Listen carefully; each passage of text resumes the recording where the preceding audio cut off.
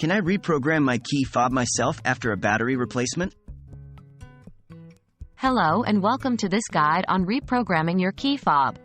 If you've just replaced your key fob battery and are wondering if you can reprogram the fob yourself, you're in the right place. This process is often simpler than you might think, and we're here to walk you through it. Do I need to reprogram my key fob after replacing the battery?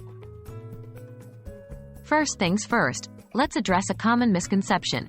You usually do not need to reprogram your key fob after replacing its battery.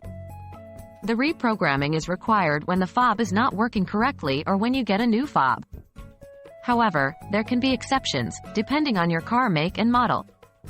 Always consult your vehicle's owner manual or contact your car's customer service for specifics. What do I need to reprogram my key fob? Before you start, make sure you have the key fob, the vehicle's ignition key, and access to your vehicle. In some cases, you might also need a second working key fob to complete the programming process. How can I reprogram my key fob?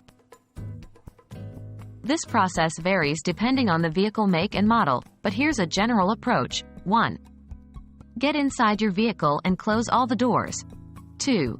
Insert the key into the ignition but don't turn it just yet. 3. Press and hold the unlock button on the key fob. 4. While holding the unlock button, turn the ignition key to the on position and then back to the off position. Repeat this step quickly for a certain number of times, often around 8 to 10 times. Your vehicle should respond by locking and unlocking the doors automatically to signal that it has entered the programming mode. 5. Release the unlock button. Press any button on the key fob to finalize the programming. 6. Turn the ignition key to the on position to exit the programming mode. Remember, these steps may differ for your specific vehicle. It's essential to check your car's manual or consult the manufacturer for exact instructions. So there you have it. Hopefully, this guide has demystified the process of reprogramming your key fob after a battery replacement.